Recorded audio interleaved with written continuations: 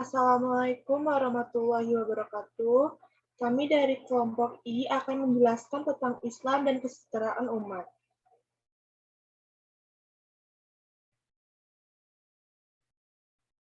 Kelompok kami yang beranggotakan Muhammad Rizky Bima Yulianto dengan NIM 2019 1080 1014, Yasmin Kazafani Konoras dengan NIM 2019 1080 1026, dan Permata Dian Pertiwi dengan NIM 2019 1080 1055.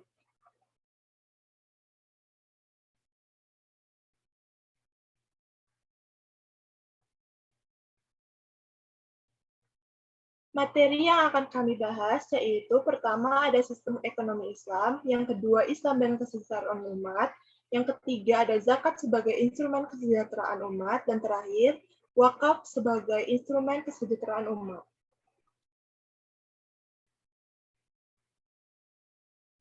Dengan yang bertugas silakan dipersilakan. Selanjutnya, saya akan menjelaskan sistem ekonomi Islam. Di sini ada 3 subbahasan. Subbahasan yang pertama adalah definisi ekonomi Islam itu sendiri, subbab yang kedua adalah ciri-ciri ekonomi Islam, dan subbab yang ketiga adalah perbedaan ekonomi Islam.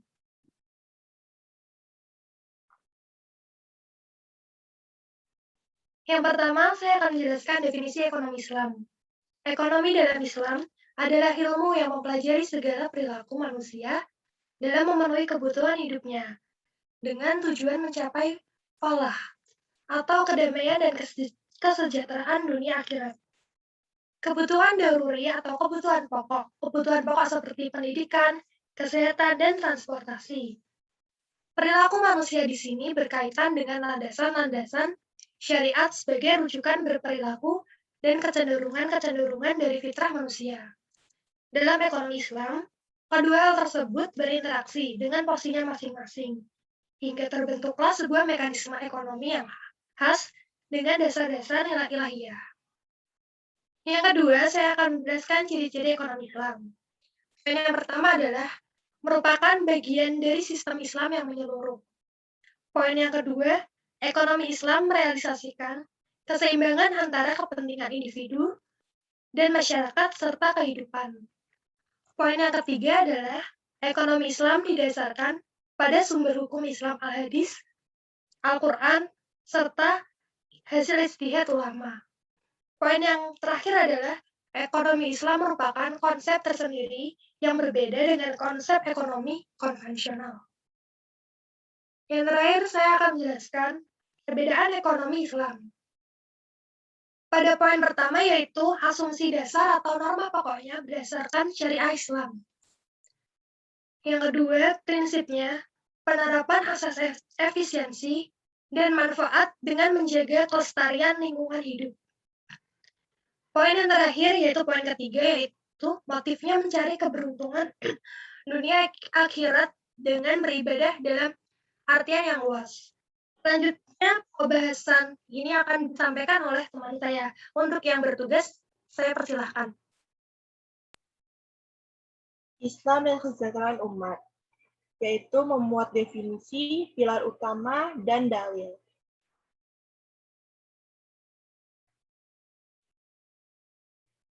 Definisi kesejahteraan dalam konsep masyarakat modern adalah sebuah kondisi di mana seorang dapat memenuhi segala kebutuhan, seperti makanan, minuman, pakaian, tempat tinggal, jaminan sosial, jaminan kesehatan, pendidikan, pekerjaan, dan lain sebagainya yang merupakan bagian dari kebutuhan. Jika hilang komponen-komponen di atas, maka eksistensi kehidupannya akan terancam. Kesejahteraan ekonomi syariah bertujuan mencapai kesejahteraan manusia secara menyeluruh, yaitu kesejahteraan material, kesejahteraan spiritual, dan moral. Konsep ekonomi kesejahteraan syariah bukan saja berdasarkan manifestasi nilai ekonomi, tetapi juga nilai spiritual dan moral. Pilar utama untuk mencapai kesejahteraan. Yang pertama yaitu para penguasa, pejabat, dan rakyatnya tidak lagi serakah, menjunjung pola hidup sederhana, tidak boros, namun juga tidak kikir. Yang kedua, pengelolaan sumber kekayaan alam oleh negara dipergunakan sebaik-baiknya untuk perbaikan taraf hidup masyarakatnya. Yang ketiga, keadilan hukum harus ditegakkan dengan seadil-adilnya tanpa tebang pilih. Yang keempat, menjunjung tinggi kesadaran berzakat bagi masyarakat yang telah memenuhi ketentuan. Dan yang terakhir, mengelola lembaga amil zakat secara profesional, transparan, akuntabel, dan tepat sasaran.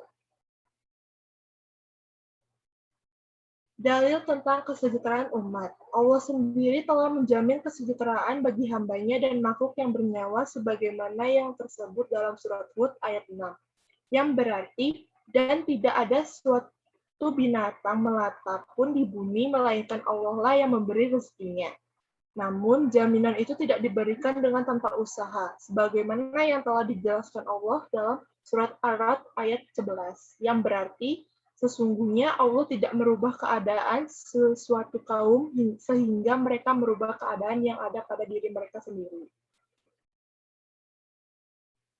Untuk pembahasan kali ini akan dijelaskan oleh rekan saya yang bertugas, dipersilahkan. Baik, saya akan melanjutkan. Zakat sebagai instrumen kesejahteraan umat.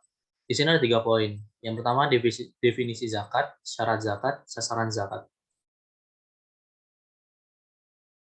Untuk definisi zakat itu sendiri, yang berarti kata zakat berarti itu suci, menyucikan.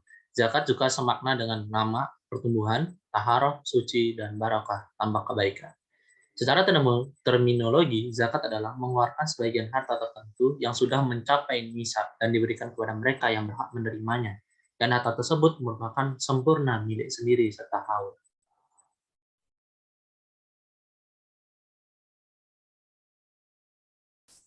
Syarat zakat. Yang pertama, harta telah mencapai 1 nisab, yakni jumlah minimum harta kekayaan yang wajib dikeluarkan zakatnya. Yang kedua, waktu kepemilikan sudah mencapai haul, yakni jangka waktu yang ditentukan. Bila seseorang wajib mengeluarkan zakat dan biasanya 1 tahun.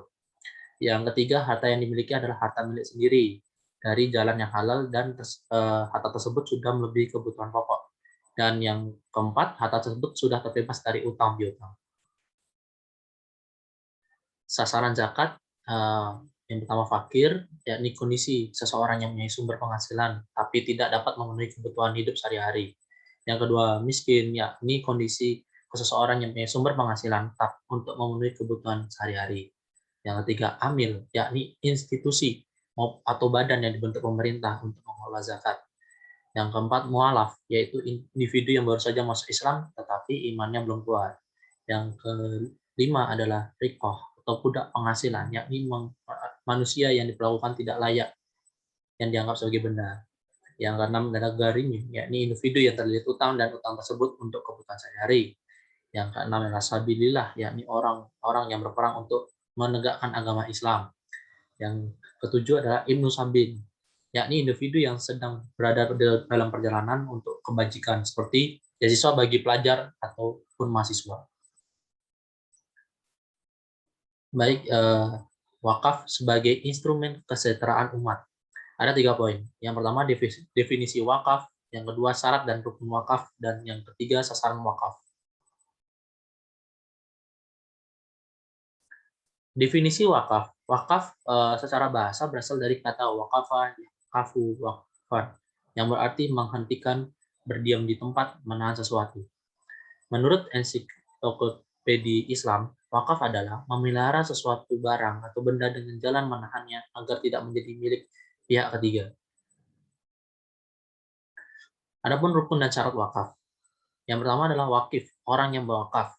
Syaratnya adalah akil, balik, rasyid atas kemauan sendiri.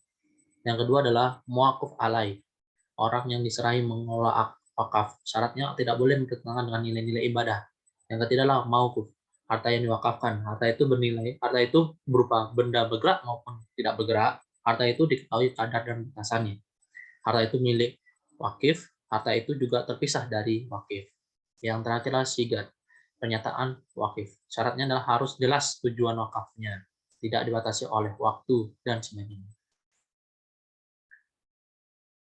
Baik, macam-macam wakaf.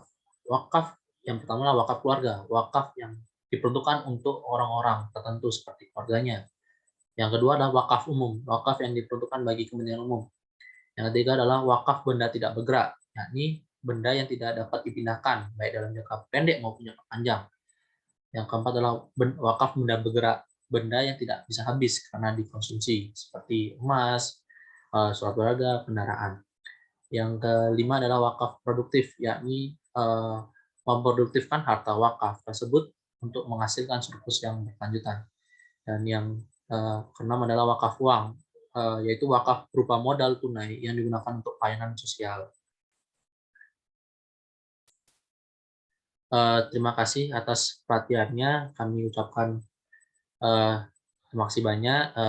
Mohon maaf apabila ada kesalahan kata. Bila ada hal yang mengganjal, silakan tinggalkan komentar di kolom komentar. Baik, untuk penutup, saya tutup dengan wassalamualaikum warahmatullahi wabarakatuh.